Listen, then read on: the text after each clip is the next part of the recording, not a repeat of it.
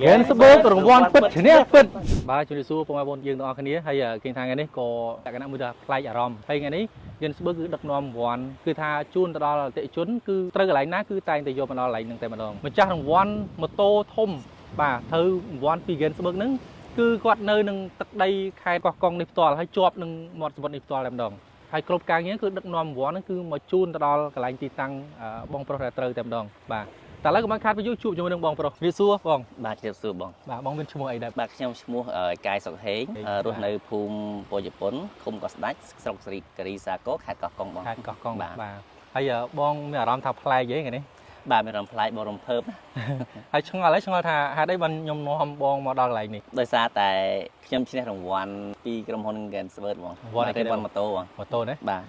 តែគាត់ថាអារម្មណ៍មួយជាទូទៅឃើញតាការប្រគល់រង្វាន់ហ្នឹងគឺតាមលក្ខណៈមុខតូបក៏ដូចជាដៃគូសហការរបស់ Gainsbourg អីចឹងទៅបាទក៏ប៉ុន្តែថ្ងៃនេះគឺនាំបងប្រុសមកលក្ខណៈដូចរលិចនៅតាមមាត់សមុទ្រចឹងណាបាទប្លែកច្រើនប្លែកទេបាទប្លែកដោយសារអីបងប្អូនបញ្ជាក់បងប្អូនម្ដងទៀតគឺដោយសារតែផ្ទះបងគឺនៅជាប់ជិតសមុទ្រនេះសមុទ្រនេះផ្ទាល់តែម្ដងហើយឃើញថាក៏ដូចជាចង់ឲ្យពុកម៉ែបងប្អូនយើងដែលមើលវីដេអូនេះហើយ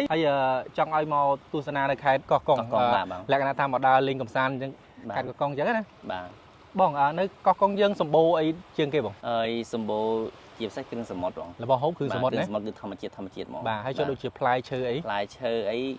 មានជាតរ៉េនសាវម៉ៅបាទមខុតបាទហើយនឹងម្នាស់ថ្ងៃនេះបងឆ្ងល់ហើយមែនទេបាទហេតុអីបាននាំបងមកអង្គុយនៅមាត់សមុទ្រនេះបាទទីមួយដឹកបងនឹងច្បាស់ហើយថាមកថ្ងៃនេះគឺមកប្រគល់រង្វាន់ម៉ូតូជូនបងឈ្នះរង្វាន់ពីបាទ Gainsbourg មែនទេបងតែខ្ញុំមកនេះគឺចង់ទីមួយផ្ដោតទៅលើការប្រគល់រង្វាន់ជូនបងផងទីពីរផ្ដោតទៅលើតំបន់ទេសចរនៅខេត្តបងផងបងប្អូនយើងដែលចង់មកលេងខេត្តកោះកុងហើយគាត់អត់ដឹងថាទៅណាទេពេលខ្លះគាត់មកខេត្តកោះកុងអញ្ចឹងក៏ប៉ុន្តែអត់ដឹងថាខេត្តកោះកុងមានរមណីយដ្ឋានក៏ដូចជាកន្លែងដើរលេងកម្សាន្តនៅកន្លែងណាខ្លះគឺគាត់អត់ដឹងទេឥឡូវបងជួយប្រាប់បងប្អូនយើងដែលគាត់ចង់មកលេងហើយអត់ដឹងថាទៅណាហើយគិតថាទៅណាសុបាយសួរសំណួរដ៏ល្អហ្នឹងហើយចំពោះខេត្តកោះកុងយើងបងស្គាល់សម្បូរកន្លែងដើរលេងច្រើនដែរតំបន់ទេសចរមានដូចជានៅខាងយើងកោះស្ដាច់ក៏ទីប្រជុំជនច្រើនបងទីប្រជុំជនច្រើនហើយក៏មានរីសតច្រើនដែរនៅជុំវិញកោះក្រៅកោះក៏មានជារីសតក៏មានជាបឹងកាឡូអញ្ចឹងណាបាទដើម្បីគាត់ភ្ញៀវគាត់មកដើរលេងទៅមានកន្លែងស្នាក់នៅគ្រប់គ្រាន់អត់ភ័យបារម្ភអីចឹងបងបាទហើយម្យ៉ាងទៀតនៅខាងនេះប៉ែកខាងនេះអីគេប៉ែកខាងកោះស្មាច់នេះបើយើងទៅលេងឆ្នេរក៏ត្រឹងវែងឆ្នេរវែងក៏យើងអាចថតរូបញ៉ាំរបស់អាហារគឺល្អបងគឺសម្បូរភ្ញៀវមកលេងច្រើនបាទហើយនៅកន្លែងផ្សេងទៀតក៏មានច្រើនដែរបងហើយបើទៅទីរំខានក៏យើងមានដូចជាទឹកធ្លាក់ទឹកអីចឹងណាបាទនៅពីមកសោពីអីយើងអាចជិះទូកលេងតាមដងព្រែកតាមមើលព្រៃកោងកាងដើរលេងចឹងណាបងបាទហ្នឹង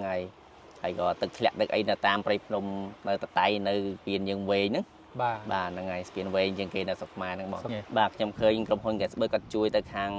បងភាសាបងវរៈកងទ័ពយើងច្រើនហ្មងជួយជាដូចជាមានជាហូបអាហារស្បៀងបាទហើយនឹងសម្ភារៈផ្សេងទៀតជួយទៅច្រើនបងហើយហ្នឹងហើយខ្ញុំឃើញខាង Gainsbourg ក៏ធ្វើមនុស្សធម៌ច្រើនហ្មងគ្រប់ត្រូល Gainsbourg គឺលក្ខណៈពិសេសរបស់ Gainsbourg គឺមានរសជាតិឆ្ងាញ់បងមានរសជាតិឆ្ងាញ់ហើយ Gainsbourg គាត់ធ្វើជំនួយសម្រាប់ធម៌ច្រើនបាទជួយដល់ប្រទេសកម្ពុជាយើងហើយម្យ៉ាងទៀត Gainsbourg ក៏ផ្សានាំកូនខ្មែរទៅកាន់ឆាកអន្តរជាតិអូខេហើយក៏មានកម្មវិធីផ្សេងដូចជានាំតារាបរទេសមកស្រុកខ្មែរដើម្បីផ្សព្វផ្សាយពីវប្បធម៌ស្រុកខ្មែរដែរបាទ Gainsbourg គាត់បង្កើតកម្មវិធីធំច្រើនប្លែកហើយខ្ញុំសង្ឃឹមថា Gainsbourg នឹងធ្វើអ្វីដែលប្លែកល្អជាងនឹងច្រើនទៅទៀតបងជាចុងក្រោយខ្ញុំសូមសំណូមពរដល់បងជនរួមជាតិខ្មែរយើងហ្នឹងហើយឥឡូវនេះវិស័យទេសចររបស់ខ្មែរយើងក៏មានកន្លែងបង្កើតច្រើនទូទាំងប្រទេសបងប៉ុន្តែសម្រាប់ខ្ញុំផ្ទាល់ដែលនៅខេត្តកោះកុងនេះក៏ខ្ញុំសូមសំណូមពរថាឥឡូវផ្លូវក៏ស្រួលដែរផ្លូវធ្វើដំណើរក៏ស្រួលដែរអត់ពិបាកដូចមុនទេអញ្ចឹងខ្ញុំចង់សំណូមពរឲ្យបងប្អូនជនរួមជាតិយើងមកទស្សនានៅខេត្តកោះកុងយើងឲ្យបានច្រើនព្រោះអីក៏មានកន្លែងដើរលេងច្រើនណាបងប្អូនបាទទាំងមានទាំងអាហារមានទាំងកន្លែងស្នាក់នៅសមរម្យមានទាំងកន្លែងថតរូបស្អាតមាននិយាយទៅប្លែកភ្នែកបងប្លែកភ្នែកបាទ ចឹងក៏សំណូមពរថាឲ្យបងប្អូនជនរួមជាតិមកដើរលេងឲ្យបានច្រើនដើម្បីបង្កើតនៅទេសចរវិស័យទេសចរកម្ពុជារបស់យើងបងបាទសូមអរគុណបង ចឹងបងប្អូនដែលអត់ទាន់បានមកខេត្តកោះកុងទេសូមអញ្ជើញមកខេត្តកោះកុងទាំងអស់គ្នាចង់នឹងថាខេត្តកោះកុងរីកចម្រើនដល់កម្រិតណាបាទបងប្អូនហើយការសួរសុខទុក្ខក៏ដូចជាសម្ភារគាត់គឺចប់សពគ្រប់ហើយក៏នាំគាត់ទៅមើលរង្វាន់ក៏ដូចជាម៉ូតូរបស់គាត់ចង់ដឹងថាម៉ូតូគាត់នោះមានរូបរាងបែបម៉េចតើបងប្អូនយើងឥឡូវទៅតាមណាទាំងអស់គ្នាយើងមកដល់រង្វាន់ម៉ូតូបងហើយបាទបងមើលស្អាតទេបងស្អាតបងស្អាតចេញញ៉ាញ់បងចេញញ៉ាញ់ជាតិអីល្អបងជាតិល្អបាទស្អាតណាបាទនេះធ្លាប់ឃើញក្នុងកម្រិតកវលយើងមិនតាន់ឃើញរូបរាងពិតទេបាទប៉ុន្តែដល់បានឃើញរូបរាងពិតចឹងស្អាតឡើងពេញចិត្តឡើងពេញចិត្តស្ដោកបាទពេញចិត្តស្ដោកអូខេទីចិត្តក្រុមការងារនឹងតម្លាក់ជូនបងបាទ Gainsbourg រង្វាន់ពិតឈ្នះពិតយេខ្ញុំឈ្នះរង្វាន់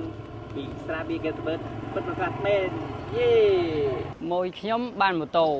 ខ្ញុំបានស្រា5កេសផឹក Gainsbourg ឈ្នះទាំងអ្នកលក់ឈ្នះទាំងអ្នកទិញ